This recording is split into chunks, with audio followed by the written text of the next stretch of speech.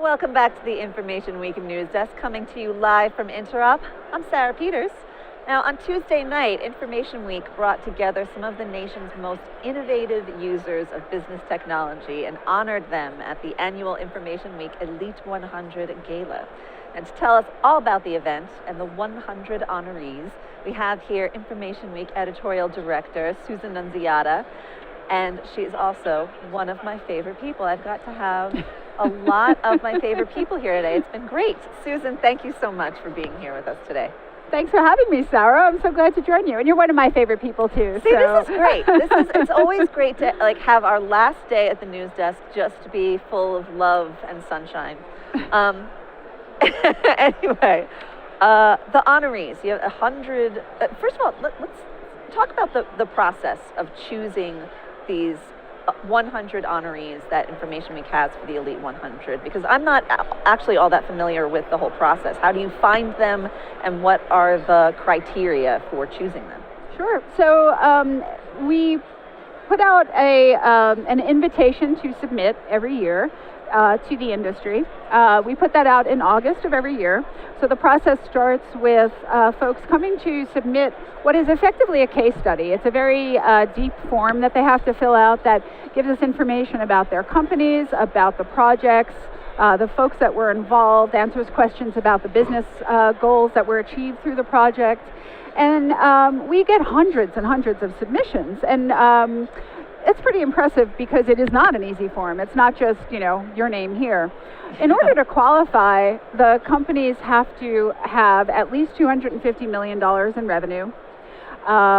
They don't have to be publicly traded. They can't be private, but they need to meet that criteria and be of a certain size. So we're looking for large enterprises.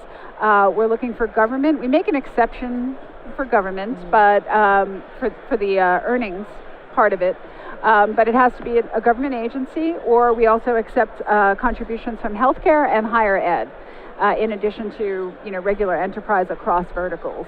So we got hundreds of entrants every year, and we have a judging process. Everyone on the team, everyone on the editorial team, gets a portion of the submissions to evaluate, and we go through a rigorous judging process. It takes us about 3 months of reading through, very detailed entries to make our final determination. So it really is an honor when folks get picked. It's nice to make it into the top 10, but being anywhere on that 100 is a pretty big accomplishment because there's a lot of competition for spots, and we get a lot of submissions.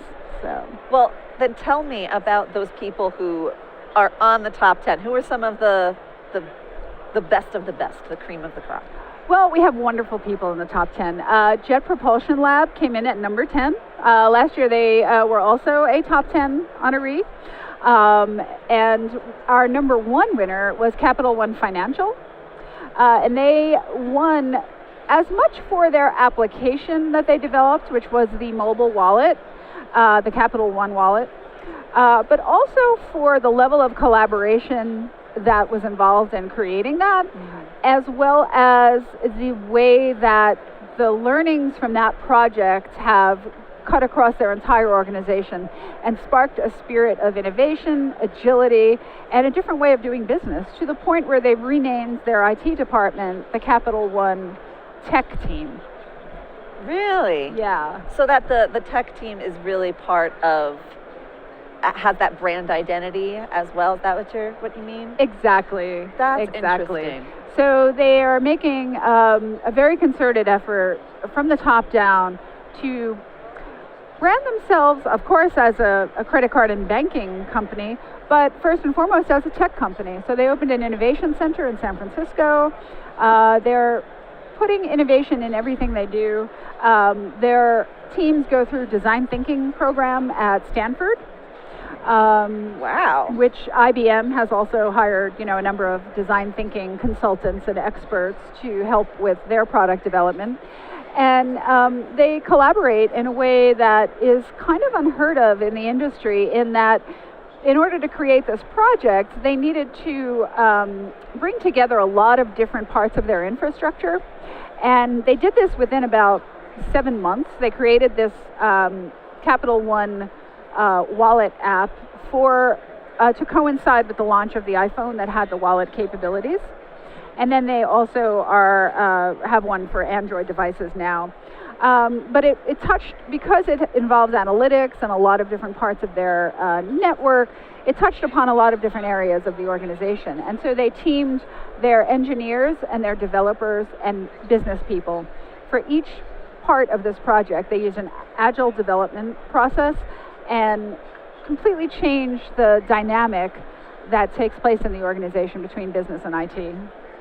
Okay, well, I guess I can see why they why they won. Did any education or healthcare or other government agencies make it into that upper echelon, or was it all enterprises? Nope, really? We had Penn Medicine make it into the top 10 for work that they're doing with the campus at University of Pennsylvania. And we had a government agency, I don't think they made the top 10, but a governor's office in Colorado did win a placement on the Elite 100. And we have a number of other government agencies.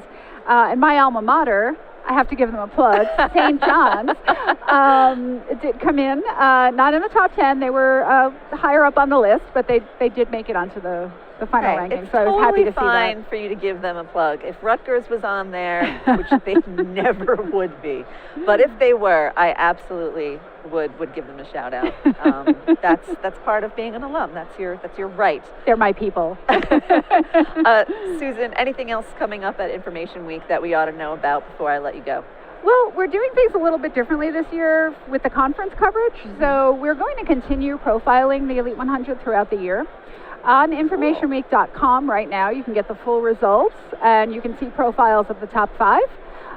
But throughout the year, we're going to be profiling everyone off the list at some point. And so I encourage people to keep checking back at InformationWeek.com to see the profiles as they roll out through the year and to learn about how to apply for next year. That sounds great. Lots of really exciting case studies then Yes. that are going to be on their way at InformationWeek.com. Excellent. Well, always a pleasure to talk to you. Likewise. The only sad thing is that we can't see your shoes. Susan always has fabulous shoes, especially today. Susan Nunziata from Information Week. Stay right where you are. We have more coming up from the Information Week news desk after the break.